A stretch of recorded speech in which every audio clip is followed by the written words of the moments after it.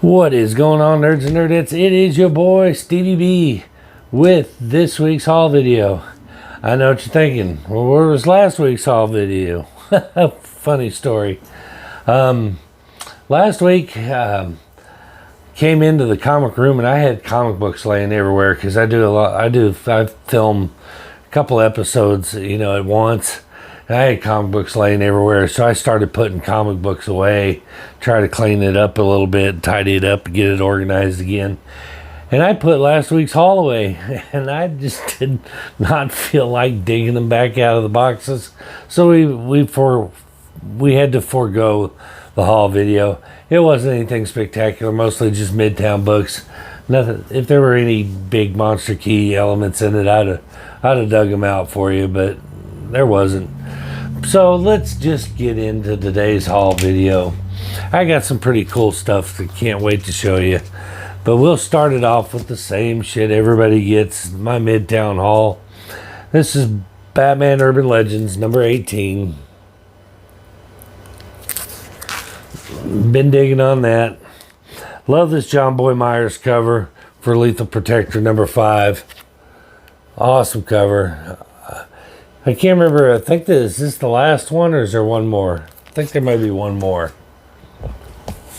And then the Dark Crisis, which I said I was going to read, and I'm so far. This is my stack of books that I have put back to read, and how far back I am.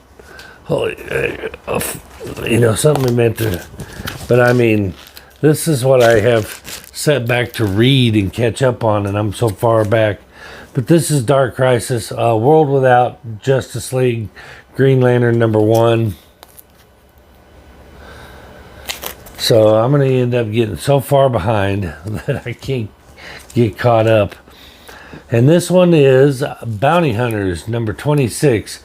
I love this character. I did watch Obi-Wan first season, and I really liked this character.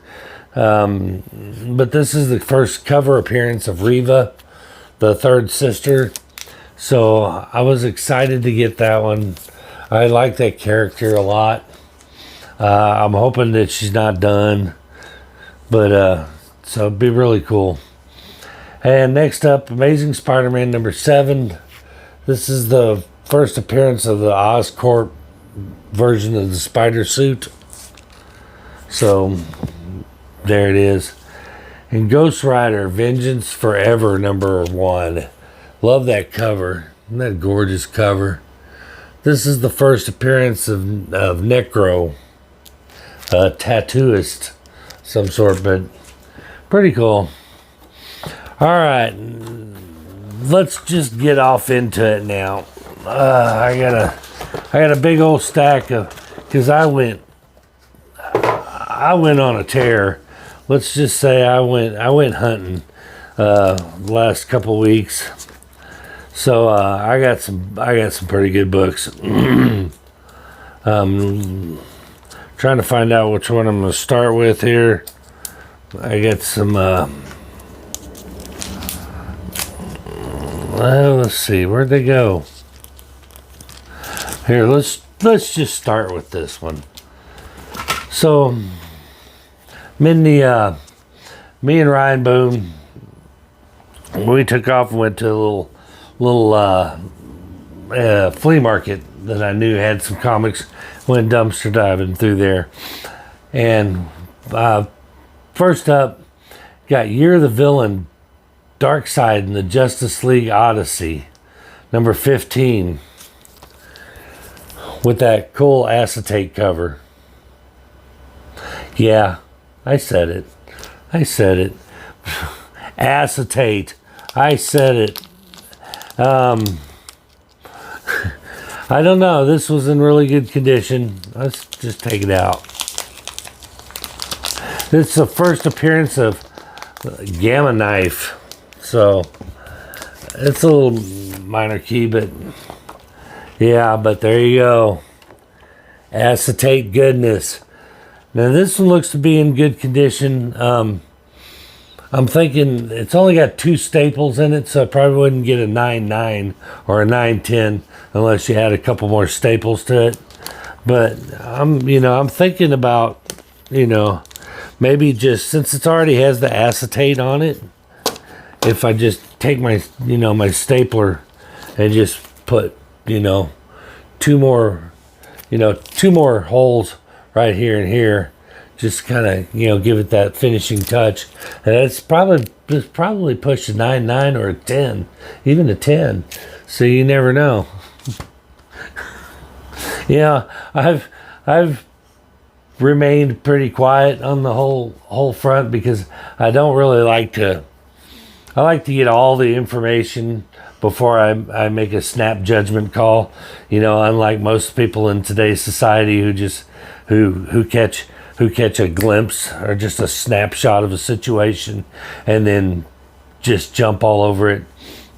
And honestly, it sounds like the ball just got dropped on about 50 different levels. Number one, first of all, black flag. Y'all are ignorant. If you thought you could dust off these dollar bin books that you couldn't unload and staple another cover on them and then nobody would throw a fit, that was dumb. Number two, no limit. You gave early access to well, let's just call it what it is. You gave early access to your buddies, the sellers, and told them, hey, take as many as you want. And why wouldn't you? I mean, you're just trying to get rid of some freaking some overstock. It was an inventory dump. And why would you put limits on him? Take them all. Yeah, take them all at $85 a pop too. Hell yeah, take them all. And then what you did was, holy crap, these things are really selling really fast. So let's mark up the last couple of them to $100 a pop. So not only did your elite seller group get them at $15 cheaper, but you gave them unlimited access. And then when they got all theirs out and there was nothing but scraps left, you raised the price on them and then sold them to the other ones. Now this whole shill bidding that's going on eBay, apparently it got reported as a counterfeit book, and eBay has acknowledged it as a counterfeit book. They said they were taking them down, but there's a few that didn't get taken down. So, and the book is still selling for $400 or $500 easy, but the bids were going up to $25,000 on this book from people that have no intentions of ever paying for them. Excuse me. But here's the problem, guys. Here's what happened. You took a nothing dollar bin book and exposed it as a nothing dollar bin book, and that was fine. You exposed it and showed it for what it was. CGC extremely drops the ball, and it just goes to what I've been telling you guys all along. You guys gave them this power. The comic book collectors gave them this power. They are a privately owned company. They don't answer to Marvel. They don't answer to DC, Image. They don't answer to anybody. They can grade their books any way they see fit to grade their books. If you want to wipe your ass with a comic book and call it a Stevie B. Brownstein exclusive and send it in to them, and they want to give it a 9.9 and call it a variant, they're going to do it, and there's nothing you can do about it. You can bitch until you're blue in the face, but they're not going to backpedal. They're going to dig their heels in, because if they backpedal, it makes them look weak, and it makes them look what they are is inept, and then, but they're not going to expose themselves as being shitty. They're a shitty service, They're a shitty service, and you can run to CBCS until you're blue in the face, but if you do that, then they're just going to do the same thing. Then if you run to PGX, they're going to do the same thing. It isn't going to matter. Bottom line is we took a dollar bin book, you exposed it as a dollar bin book, but then we didn't let it go. We blew that thing up into a meme, about 100,000 different memes, and we made an irrelevant book relevant. So now all those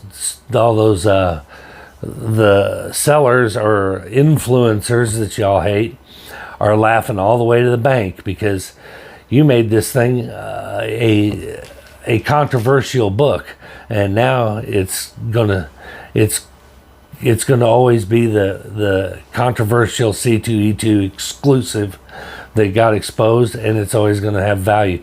And now instead of getting $200 for that book, they're getting $400 or $500 for that book. So you kind of cut off your nose to spite your face. But I agree. And you know, all the little Geraldos out there that think they blew the lid off of the speculator or the flipper game, you didn't expose anybody. Flippers have been around forever, since the 90s, and I don't even call them flippers, I call them scalpers. Flippers will buy an extra copy or two, you know, to sell, to kind of support the hobby. Scalpers are the assholes that go in and buy everything, all of them. So the only way you can get one is to come to them.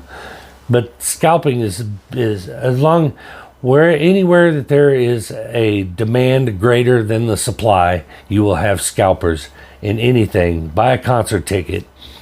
It's just the nature of the beast. But going online and bitching about them doesn't stop them. You're not exposing them. We all know they're there.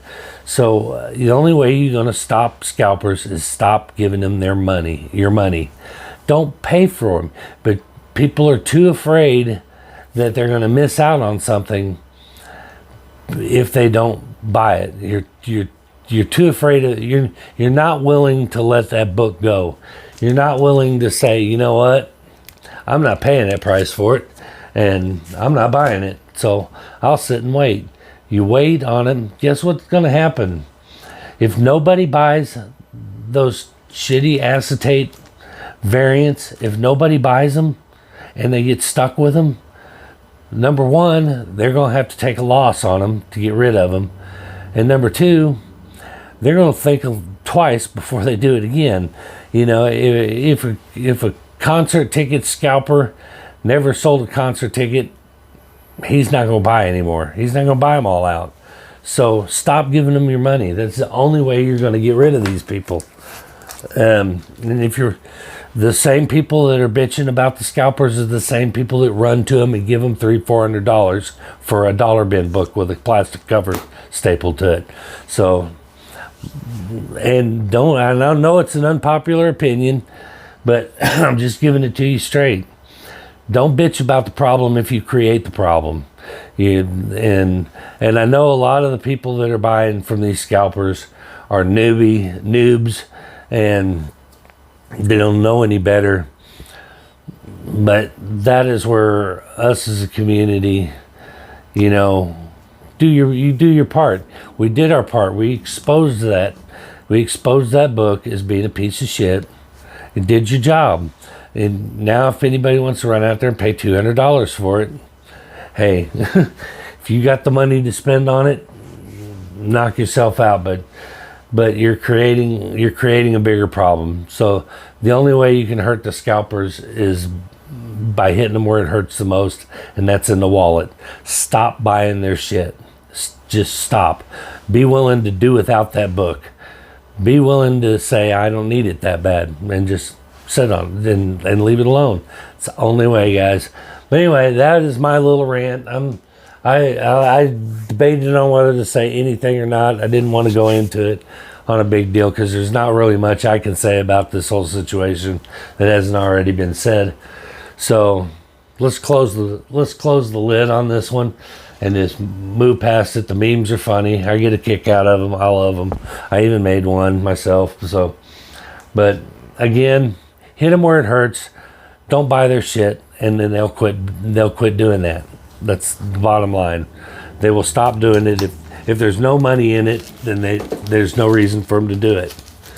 But anyway, let's get on with the books. All right, I thought that this little acetate, which by the way I bought before Acetate Gate, I thought it was a nice little segue into just my little 2 cents worth. But anyway, let's get on with it. Next up, also, from the my little flea market run was Spider-Man number 51. It's a flip book, and I got it in a really cool clear backing board, but there's that homage cover on the front, but it's some more Spider clone Ben Reilly stuff. I really got in on the Ben Reilly stuff right in the nick of time. See, sometimes I'm right. Sometimes I'll get that grail, and then boom, Ben Reilly is hot again. So sometimes it pays. I know I'm an influencer.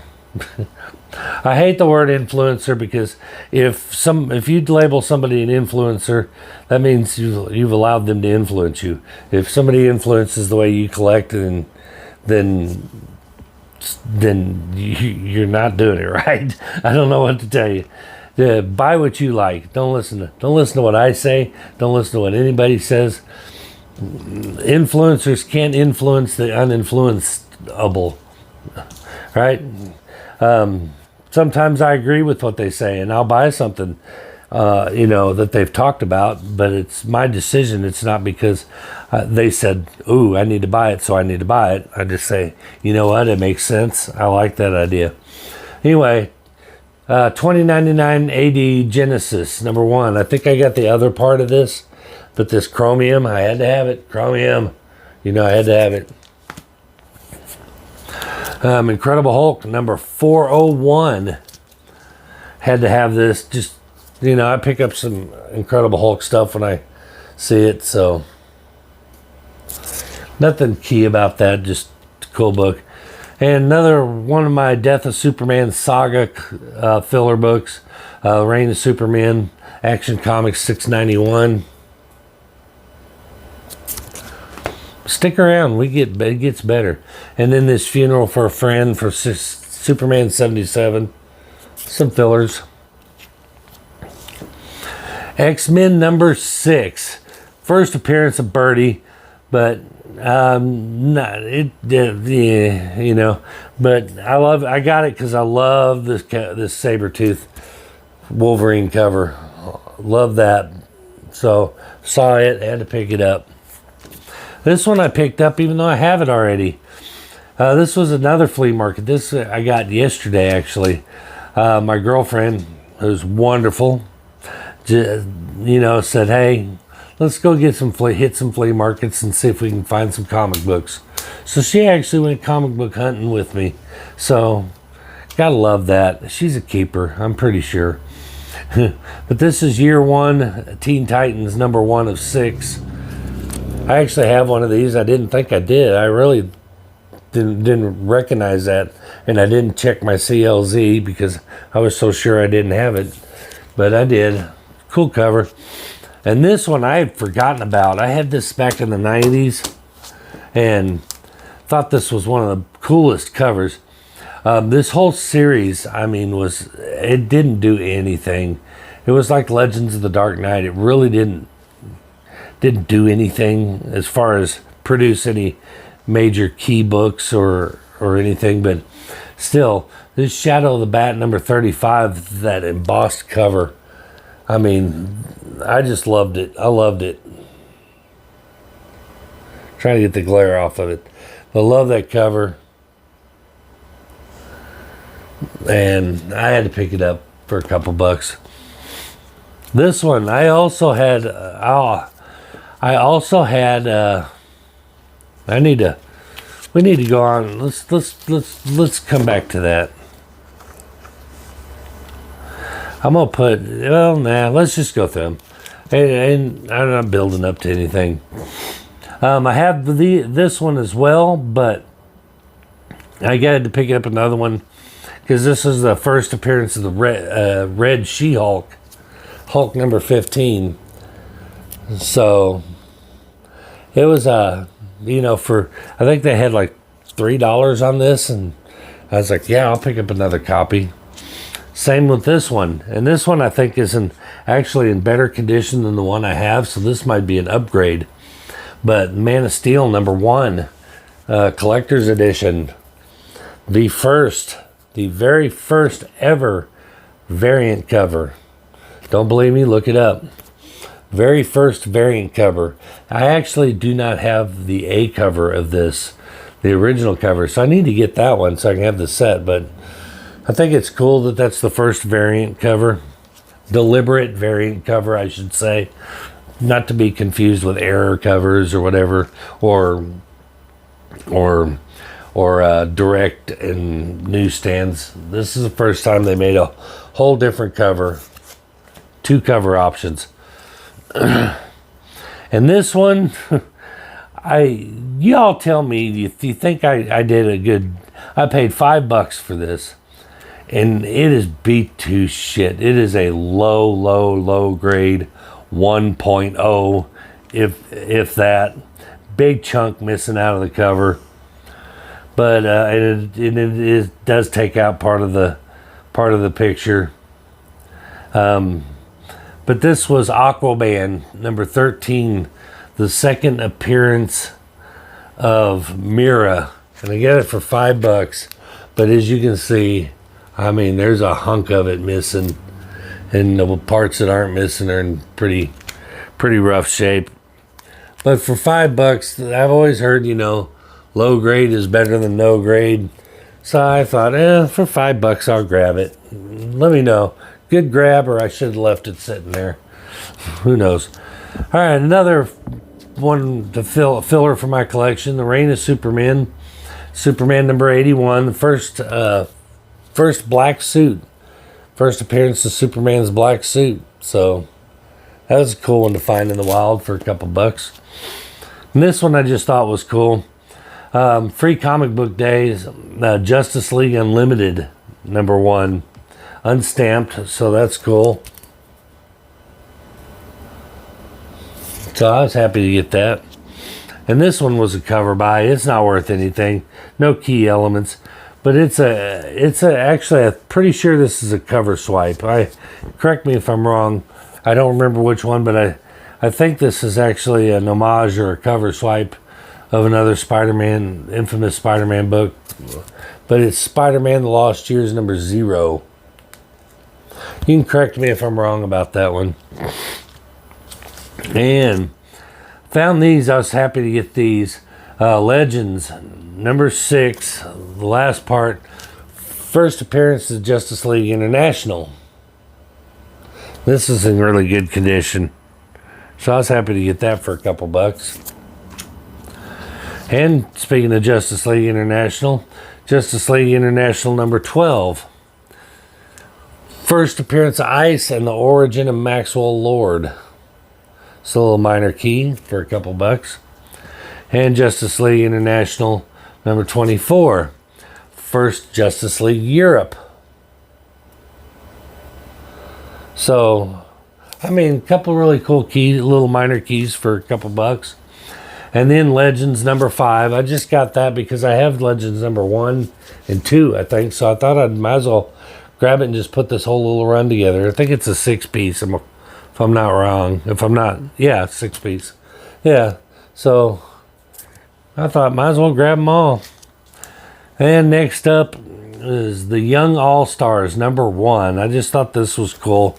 First appearance of the All-Stars and the first Axis America. I'm not sure what that is, but thought it was a cool book. Never heard of it. This is #1, so I picked it up. All right, last but not least, I don't know why these are last. Not because they're any better than anything. Well, actually, it's not last of the comic books. But yeah, I picked up Something's Killing of the Children, #25. I got a pre-order for these. So I got multiple copies, or I got, not multiple copies. Don't call me a flipper. But I got the A, B, C, and H cover, I think. The unlockable cover. But there's the A cover. Something's Killing Children, number 25. Then there's that Jenny Frison die cut, the blood splatter version, and the non-blood splatter version. And then this one is the reason I bought it. This is just such a nasty cover. I'm really not sure what the ratio is on these. It's the first cover appearance of Cutter, but I'd heard it was one per store. Then I heard no, it's not one per store, from people that actually have stores. It's like, apparently you had, once so many copies were ordered from as a whole, and it unlocked this cover, then you could order as many as you want. So it's not as limited, I don't think, as I thought, but it was still a really cool cover. So I had to have it for my PC. I just love that cover. But anyway, last on my haul, in the flea market, didn't find many comic books at the first one I went to, but what I did find was really cool. I was a fan of this character back in the 90s in the Ultraverse. But I found this Prime action figure, and I loved Prime. He was like a always save rainbow, always save version of Shazam, but I still liked him. You know, a kid that transforms into an adult superhero. So yeah, kind of like Shazam, but awesome. I was happy to get it. But anyway, that's going to do it for my haul and my little rant on the C2E2. Again, folks, stop giving them your money. You know, actions speak louder than words. If there's no money to be made, then there's no business for them. So that's how you kill them. That's the only way to kill them. So don't buy it. Wait. Be patient. That fear of missing out is strong. and not all influencers are bad people. I mean, you look at Billy over at Economics and Comics. He provides a great service. He's not an evil person. You know, I hear a lot of people talk about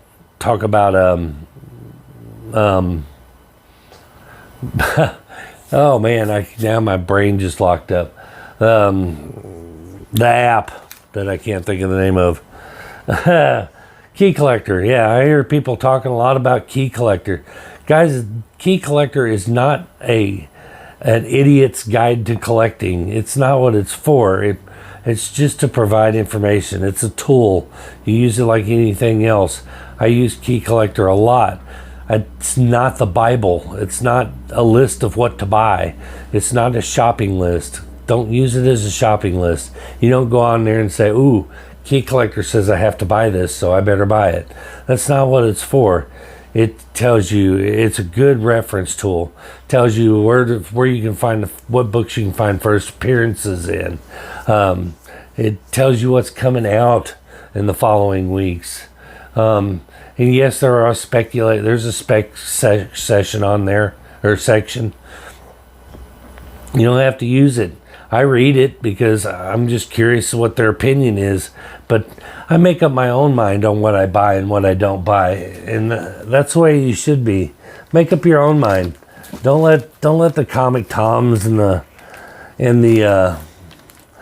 Key Collectors and the nerdy girls and the franchise kicks and don't let all these people that you've labeled influencers tell you what to buy.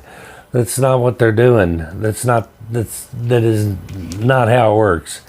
If everybody knew exactly what to buy to get rich off of, everybody'd be rich. So buy what you like, and speculation is part of the fun for me. I've said it before. I love to spec on books. Not because, you won't see me buying 50 copies of anything. I may buy a couple of copies. I think the most I've ever bought was 5 copies of a book that I was specking hard on, and it fell flat. So like I said, don't listen to me either. but it fell flat, and it didn't pan out. A lot of it doesn't pan out. That's the nature of the game. It's like the stock market. Not everything's a winner, but don't give these people the power into thinking that they control the market. You control the market. You buy what you like. The market is dictated by what people are buying, not by what people suggest that you buy. So use your common sense, use your best judgment. Buy what you like, and you never go wrong. Never heard anybody buy something that they love and then regret it because it didn't go up in value or whatever. So use some common sense, guys. Let's move on, because we still had Boston. I think it looked, from what I've seen, the Boston Black Flag's booth was kind of a ghost town, and he put out suckers. Not only did he put out suckers, but dum-dums. I'm like, wow, that seemed like a backhanded comment or a little backhanded insult to me, but I don't know. Maybe it wasn't. Anyway, I'm gonna quit rambling. That's gonna do it for this week's haul. I appreciate you tuning in. If you would, do all those YouTube things that we love for you to do, and come back and join us on the next one, and we will see you in the next one. Peace.